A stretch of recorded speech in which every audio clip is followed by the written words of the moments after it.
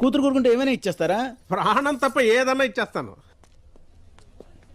అది ఇచ్చేస్తే దాని తర్వాత కోరికలు తీర్చడానికి నేను ఉండాలి కదా. చిన్నారి తల్లి నా నింగి